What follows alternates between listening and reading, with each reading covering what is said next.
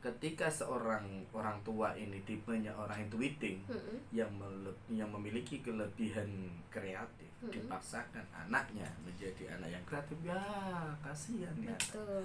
sangat-sangat kasihan. Paksa ya. Ya, Ngelakuin memaksa. sesuatu itu nggak dengan hati pastinya Iya, ya. bahasa kasarnya memperkosa kecerdasan.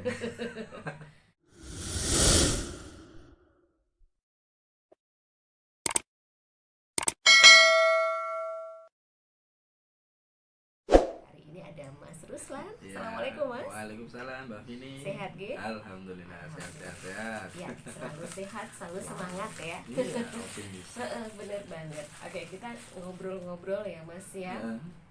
Steven ini adalah mendeteksi potensi seseorang gitu ya. Di Steven itu adalah untuk mendeteksi potensi seseorang gitu ya, melalui sidik jari. Iya, betul. Tapi lebih spesifiknya lagi, Steven adalah tes mesin kecerdasan. Tes mesin kecerdasan yang mengetahui jutaan informasi, mulai dari kepribadian, bawaan lahirnya, chemistry-nya, semuanya yang ada di dalam diri kita. Itu manfaatnya sangat luar biasa. Ini Steven ini bisa menjawab segala sesuatu problematika dalam kehidupan sesuai bawaan lahir. Gitu. Nah, di sini Steven itu sendiri penjabarannya sangat luas. Kita mau fokusnya di mana, di bidang apa, kita mau tekunnya dalam hal apa, kita akan tahu semuanya dalam hal ini. Nah, contohnya Steven kemarin sudah disampaikan oleh Coach Umam ya, pertemuannya kemarin. Apa saja itu Steven? Memang Steven itu sebuah singkatan, sensing, thinking, intuiting, feeling, dan instinct. Nah, Steven dari singkatan itu bukan hanya berhenti di situ aja, ada namanya personality genetic, yaitu Steven sensing introvert, sensing extrovert, itu yang dimaksud dengan personality genetiknya. Nah, dari sini semua orang itu, dari miliaran orang yang ada di muka bumi ini Mbak Vini, itu hanya dibagi menjadi 5 ini doang gitu. Sensing, thinking, intuiting, feeling, dan instinct. Nah, orang sensing tidak bisa dipaksakan menjadi orang thinking. Thinking pun tidak bisa dipaksakan menjadi orang intuiting. Nah, inilah kesalahan yang fatal dalam hal rumah tangga ataupun dalam hal kerja berpartner. Mengharapkan orang atau anak kita dipaksakan sesuai keinginan kita. Betul. Nah, ini ya sangat-sangat menjadi momok, sangat-sangat menjadi hantu bagi anak yang itu tidak karakternya, itu tidak kepribadiannya, tidak genetiknya. Dia contoh anak sensing. Anak sensing itu adalah anak memori yang mudah menghafal, dia harus banyak gerak. Bahkan kelebihannya anak sensing adalah memorinya sangat kuat sehingga hal apapun yang akan yang sudah terjadi itu mudah diingat bagi orang sensing. Terekam terus. Dia mudah menghafal. Cuman kelemahannya adalah kreativitas atau hal-hal yang berbau imajiner atau imajinasi, menggambar, terus mewarnai dan sebagainya. Nah, ketika seorang orang tua ini tipenya orang intuiting yang memiliki kelebihan kreatif, dipaksakan anaknya menjadi anak yang kreatif, ya kasihan ya. Betul. Sangat-sangat kasihan. Paksa ya. Ya, Ngelakuin memaksa. sesuatu itu nggak dengan hati pastinya. Iya, bahasa kasarnya memperkosa kecerdasan. Ini kasar banget ini. Pasar sudah itu. Karena ini kasus yang sering kami tangani di lapangan. Orang tua menginginkan anaknya ini harus seperti temennya ya. Temennya dia gambarannya bagus, dia diikutkan lomba sama sekolahannya, lomba-lomba menggambar, mewarnai. Ini masih anak usia dini kasus yang kami tangani itu. Nah, itu bagi kami itu salah banget. Karena belum tentu anaknya ini memiliki kelebihan sama seperti anak temennya itu. Betul. Yang diikutkan lomba. Bisa jadi dia anak feeling. Kalau feeling dia memiliki kekuatan dalam hal perasaan. Bagusnya apa? Dia suruh pidato, dia suruh storytelling atau bercerita. Ini menjiwai. Betul. Mungkin maksud dari orang tua sendiri sih bagus Bagus ya. banget. Gak ada ya. keinginan orang tua yang jelek. Iya. Cuman masalahnya orang tua itu nggak tahu. Terkadang tidak tepat. Iya, kurang tahu tidak potensi tepat. anaknya itu di mana ya. Semuanya kan masih apa ya istilahnya gerabian gitu iya, ya. Ini banyak orang yang gerabian. Jadi bagi kami adalah ini sebuah terobosan yang sangat luar biasa. Steven ini membantu win-win solution bagi semua link, bagi semua kalangan, baik untuk keluarga, baik untuk perusahaan, baik untuk lembaga pendidikan. Ini sangat-sangat membantu banget. Jadi Steven itu tidak hanya menjawab kepribadian itu saja, tapi akan memberikan sebuah coach atau pelatihan, latihan yang dimana harus diasah selama 10.000 jam ini, Mbak. Jadi kalau kita ingin menjadi ahli di bidang yang kita tekuni, itu membutuhkan latihan kurang lebih dari 10.000 jam. Itu kalau dihitung berapa tahun. Anggap saja sederhananya gini, kalau kita melatih setiap hari 3 jam, maka membutuhkan waktu 10 tahun. Nah, jadi kalau kita ingin menjadi seorang ahli di bidang yang kita tekuni, kita harus benar-benar expert di bidang yang kita tekuni. Waktu kita membutuhkan 10 tahun, dan kita di satu harinya mengasah karakter kita, kepribadian kita, keahlian kita butuh waktu 3 jam. 3 jam ya. Butuh waktu 3 jam. Jadi dari situ kita akan menjadi ahli. Steven mempunyai sebuah rumusan. Steven memberikan sebuah hal yang memang harus dilakukan oleh seseorang. Rumusnya ada 2, posahe dan posamak. Bisa diulang? Posahe dan posamak. Apa itu maksudnya? Posahe adalah fokus 1 hebat. Oke. Posamak fokus 1 maksimal.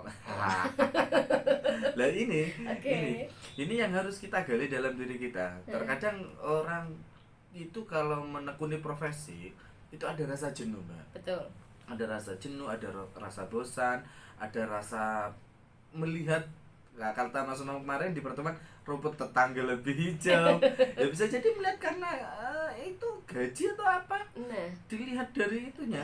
Bisa kebanyakan orang seperti itu, tergiur karena banyaknya rupiah dan sebagainya. Betul. Itu bagi kami tidak menjadi solusi. Solusinya adalah kita harus tetap fokus di bidang yang kita tekuni, fokus 1 maksimal. Kalau sudah maksimal, maka kita akan menjadi sebuah ahli. Betul. Kalau sudah ahli, di situ harga kita, gitu loh. Kita akan dihargai kalau kita sudah menjadi seorang ahli. Nah, ini rumusannya Steven. Sensing yang mempunyai kekuatan dalam hal memori atau enggak dia cerdas dalam hal lapangan, dia pintar manajemen lapangan, marketing lah bahasanya. Dia harus mencapai puncaknya apa? Di manajer marketing. Thinking yang ahli di bidang manajemen, dia harus masuk di mana? Mungkin di bagian HRD. Intuiting yang seorang konseptor, kalau dia mengasah dengan baik, dia harus menjadi ahli di bidang konseptornya. Feeling, dia mempunyai popularitas. Kalau mengasah hal itu, dia harus mempunyai sebuah panggung yang dia miliki, atau enggak jabatan yang dia miliki untuk TP-nya, tebar pesonanya. Dan insting yang punya naluri kuat harus memanfaatkan nilai-nilai spiritualitasnya. Oke. Itu harus 10 tahun itu terasa. Iya. Kalau tidak seperti itu akan bosan. Betul. Steven memberikan solusi. Bagaimana ketika kita melakukan aktivitas mengasah selama 10 tahun agar kejenuhan itu bisa dihapus? Semuanya punya solusinya, namanya kalibrasi. Sensing kalibrasinya kemana ketika jenuh? Ya jalan-jalan, naik motor. Yang paling lagi hilang stresnya orang sensing, langsung masuk mall. Selesai. Thinking yang bagus beda. Juga beda. Seorang thinking ketika jenuh kerja terus aktivitas setiap hari aktivitas, ketika jenuh langsung kalau nggak ke pantai ke pegunungan. Ya, yang paling enak intuiting. Lagi stres capek sudah nonton YouTube atau enggak nonton film yang ekstra apa ya kayak aktor. Kalau nggak tidur sudah selesai. Enak bagi intuiting ya. Iya. Belum tentu bagi sensing. Feeling ya ketemu temen curhat ngomong banyak, itu sudah stresnya hilang. Ketemu sama temen curhat ngobrol kesana kemari, makan di rumah makan sambil cerita-cerita, stresnya sudah hilang. Itu kalibrasinya. Kalau insting silaturahmi, saudara gitu. Jadi semuanya beda-beda. Nah, dari kalibrasi inilah cara kita untuk menghilangkan kejenuhan itu. Menghilangkan apa bahasanya? Ya mungkin stres, terlalu banyak beban yang diemban oleh pemikirannya, capek tubuhnya karena banyak hal yang membuat diri lelah. Nah, itu ada kalibrasinya. Steven tidak hanya memberikan sebuah pengetahuan tentang kepribadian aja, tapi ada solusi-solusi yang harus dilakukan. Gitu, dan setiap orang beda-beda ya, itu yang harus dipegang karena mungkin baik untuk si A belum tentu untuk si B. Tapi Steven kalau untuk anak-anak itu sangat cocok karena pondasi masa keemasan untuk anak tadi sampai di situ ya. Kepentingnya Steven untuk pondasi di anak usia dini, anak keemasan.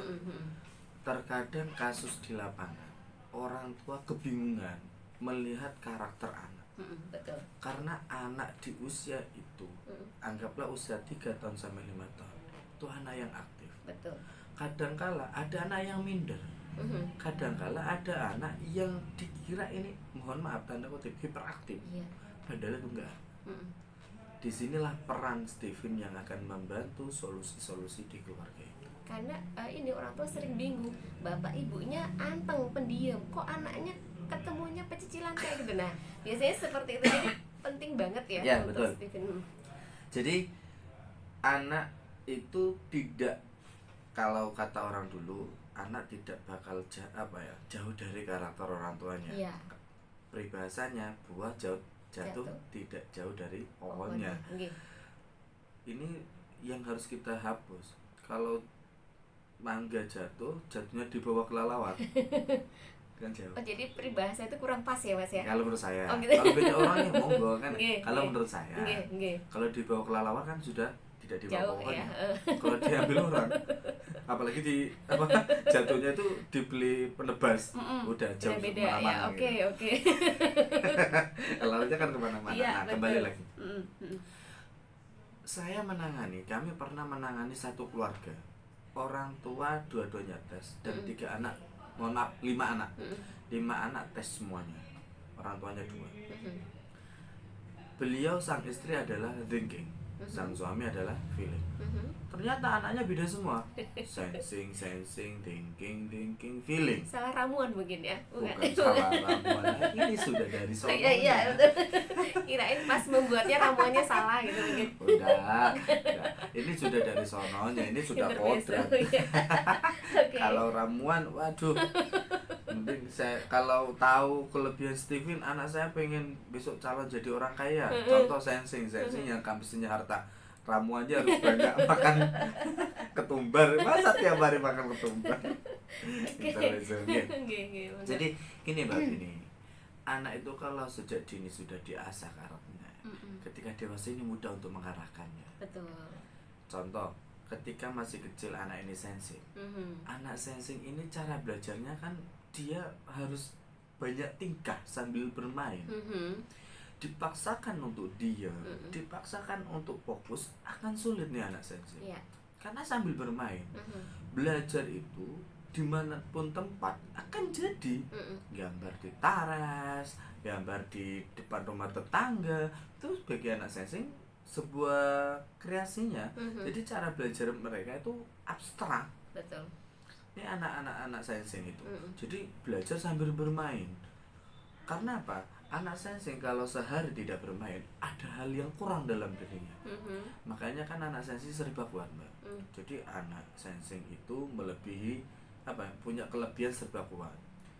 Tidur lama kuat, tahan lapar kuat, makan banyak kuat, tidak tidur juga kuat. Makanya kan anak sensing kalau siang tidur malamnya gentayangan.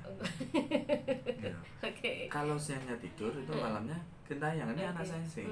Jadi anak sensing itu kalau bisa siangnya jangan tidur. Karena takutnya nanti malam itu akan gentayangan. Maksudnya gentayangan sini nggak bisa tidur, banyak mainnya. Nah, terus anak yang thinking disuruh belajar sambil bermain, nggak bakalan masuk dalam benak pemikirannya, tidak akan terekam oleh pikirannya. Bagaimana dia fokus? Harus sunyi gitu ya. Sunyi, standar, ada tempat belajarnya sendiri. Dia tidak ada suara bising, dia langsung fokus dan itu langsung. Mas Adi banget ini ya. Ya, kalau ada suara bising, udah pecah konsentrasinya sudah. Sangat-sangat pecah. Contoh, anak thinking, kalau sudah megang HP, diajak ngomong sampai kita yang ngomong ini aja, orang tua yang ngomong, anak kita thinking, misalkan anak kita thinking, nggak bakal dihiraukan. Hei, kalau sudah teriaknya nadanya melebihi suara speaker, baru dia iya. Nah, karena dia fokus main game. Ini yang harus diantisipasi thinking. Betul. Karena daya penasarannya tinggi, itu sampai finish harus sampai level-level yang menurut anak thinking ini dikuasai. Daya penasaran kan tinggi, Mbak. Jangan kan gitu. Anak usia dini dibelikan robot. Nih, belikan mainan robot dari pasar atau dari mall gitu, bawa robot pulang nyampe rumah main, saking penasarannya dibongkar preteli. Nah setelah dia bingung, nggak bisa lagi benahin. Nah itu kebiasaannya orang thinking, anak-anak thinking itu. Jadi dia penasarannya sangat tinggi anak thinking. Nah terus dia tubuhnya sangat dingin. Jadi kalau belajar jangan sampai suasana itu panas, kalau bisa sejuk. Dia nggak kuat dengan kondisi-kondisi sumuk. Kalau sudah sumuk, sudah nervousnya keluar, malesnya keluar, terus nggak betah sudah. Apalagi diajak bertamu, panas, sumuk, nih anak thinking langsung. Sampai segitunya ya, Steven bisa mendeteksinya ke sana ya. Ya karena kan pasti lengkap gitu ya. Dari jadi apa Steven kesukaannya, dari bagaimana kebiasaannya gitu, betul. Dari penyakitnya gitu.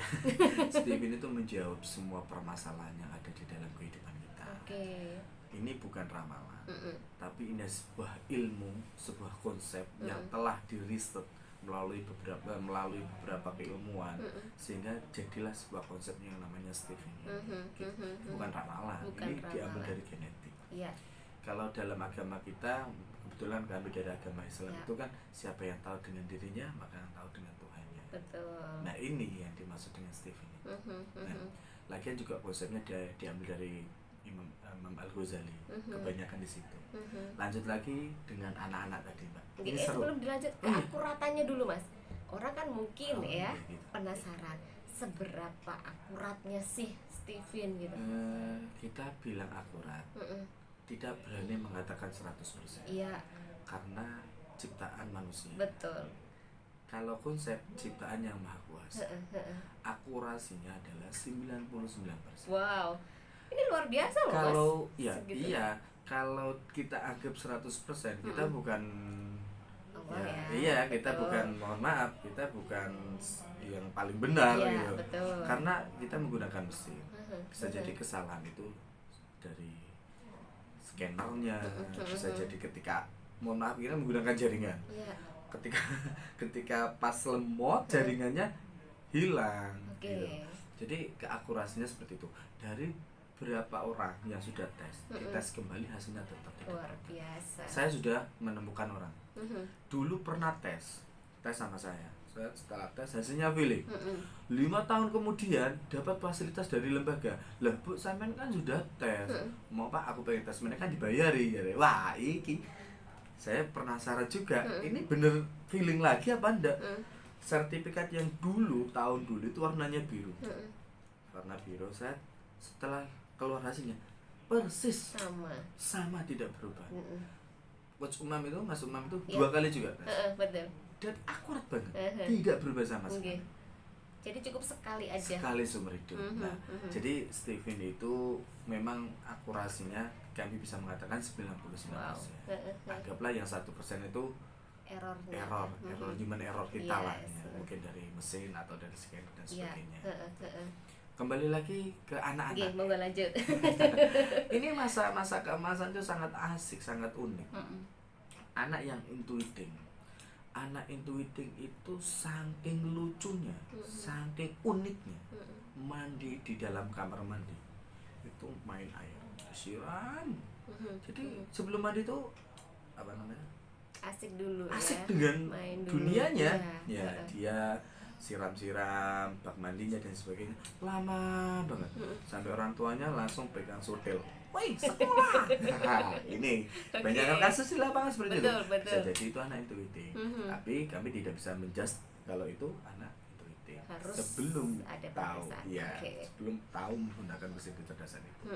Anak feeling itu, ya mohon maaf, orangnya santai banget. anaknya ini santai banget, powol. Santainya tuh sampai ada kata-kata powol gitu.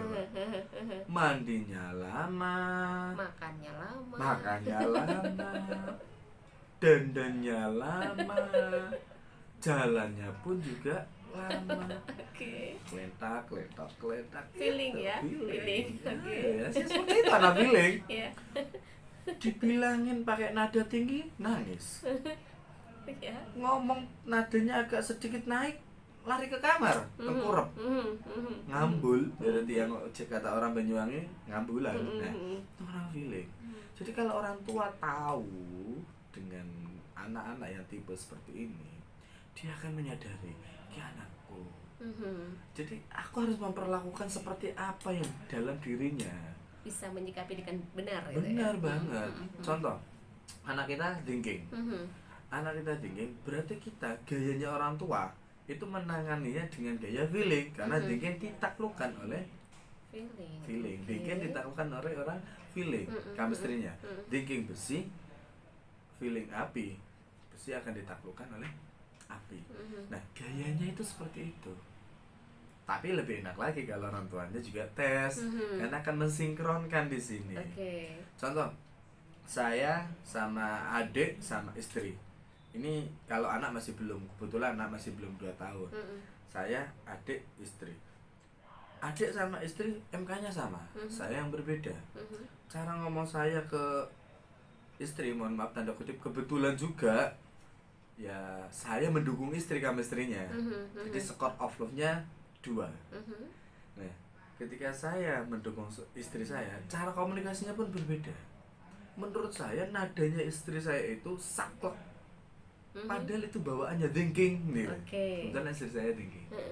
Nah, orang thinking itu kalau ngomong, Mbak, sedikit tapi masuk pedes.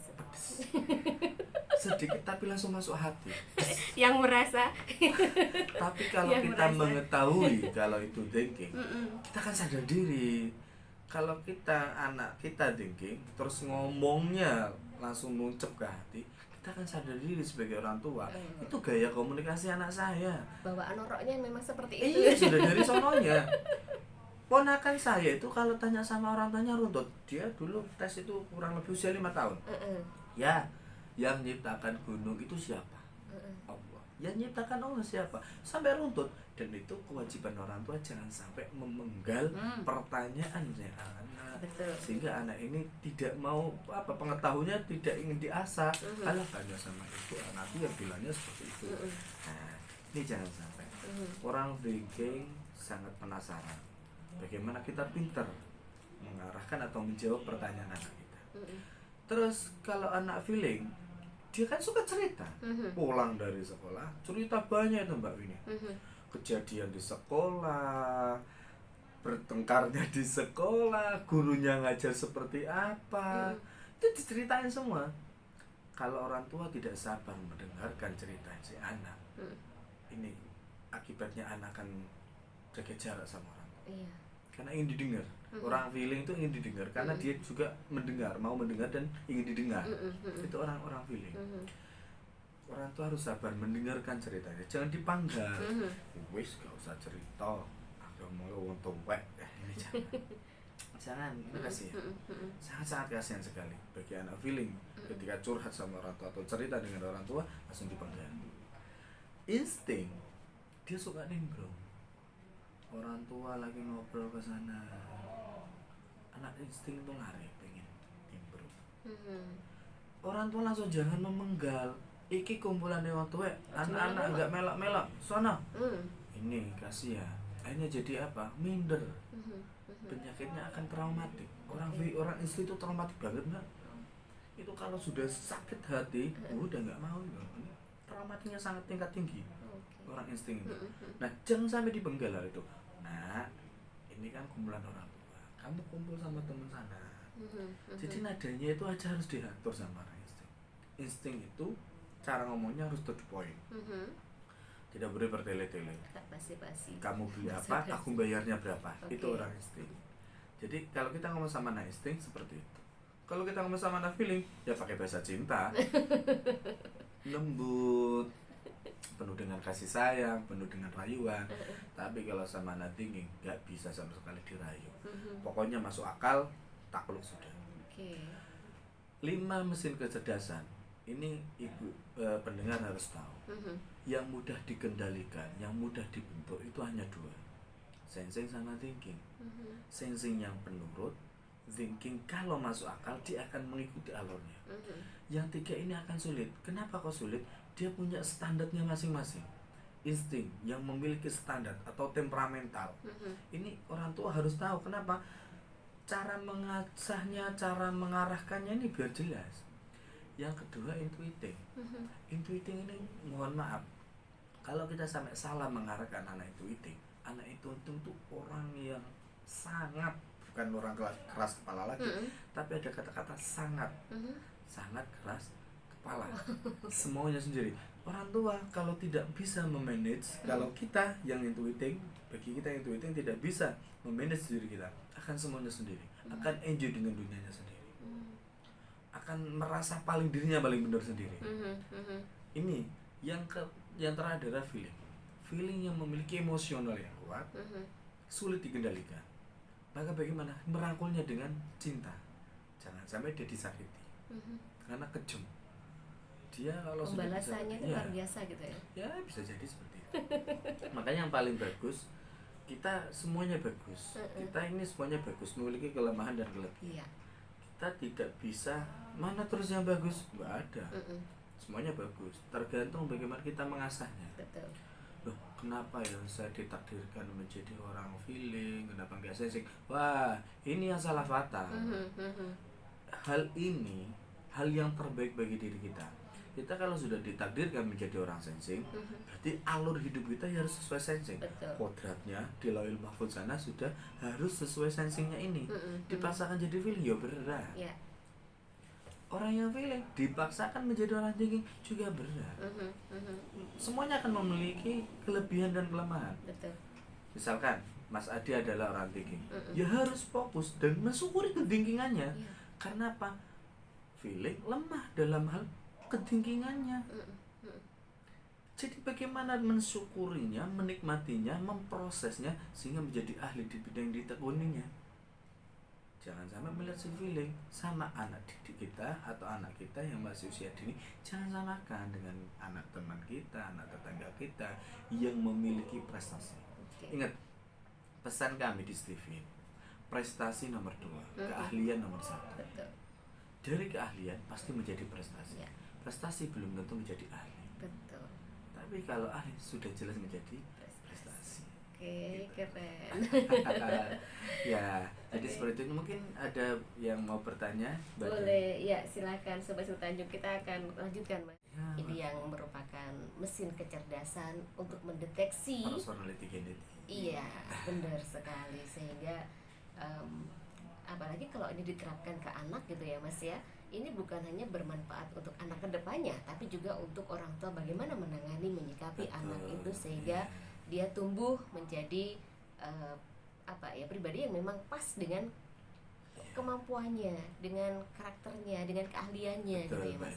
Jadi kalau kita mau ke Banyuwangi, lewatlah jalan yang benar, jangan lewat ke jalan yang harus mutar. Walaupun ada istilah banyak jalan menuju Roma gitu ya. Banyak jalan menuju Roma. Akhirnya kan Romanya yang harus jalan-jalan.